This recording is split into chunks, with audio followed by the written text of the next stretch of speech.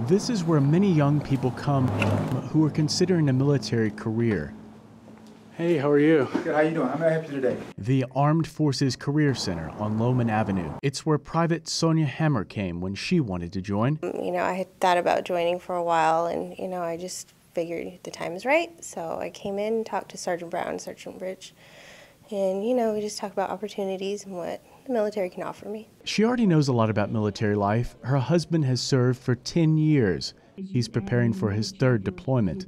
She says being apart is normal for them. Oh, we're so used to it. He's been in for almost 10 years.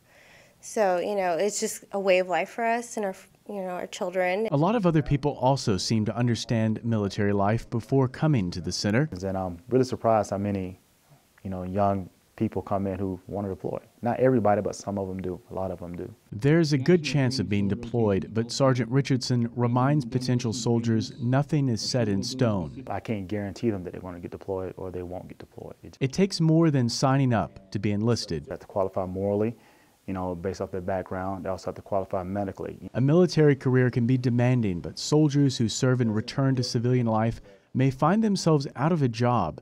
Bill Connor of the Las Cruces Chamber of Commerce hopes to change that. We want to be able to help them as they make these transitions, to have some of these certifications. Some of the best training you're going to get is in the Department of Defense, and so we like to see them be able to get some credit for that. And then also as they start to move, if they want to go into higher education. Private Greg San Martin has the only job he needs right now. It's a full-time job now. We're going to be overseas. A lot of conditioning training. Just outside Las Cruces at White Sands Missile Range, men and women prepared to go overseas. This is the 3rd deployment in about 6 months from White Sands. Over 100 troops this time. And the group's captain tells me he expects everyone in this troop to be back in about 9 months. Our combat mission will be assured mobility, which is essentially maintaining the routes in Afghanistan in our designated area of operations, clearing them of IEDs or any explosives that are on the route. We did a company field training exercise just east of this location and in the mountains, and we tried to simulate combat missions in Afghanistan that are actually occurring at this time. Greg could one day be in a ceremony like this. He signed up for the infantry division of the Army.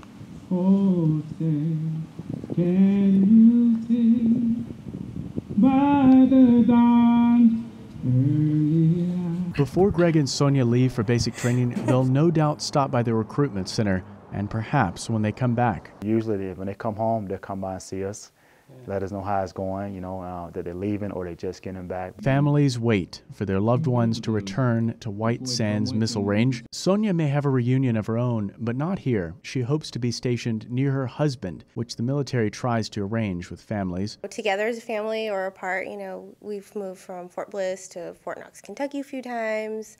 My husband was stationed in Germany. Right now he's in Fort Riley. We might be moving to Fort Bragg pretty soon. Meanwhile, Sergeant Richardson is here, wondering if he'll see Greg and Sonja back in his office again. For KRWG News, I'm Sloan Patton.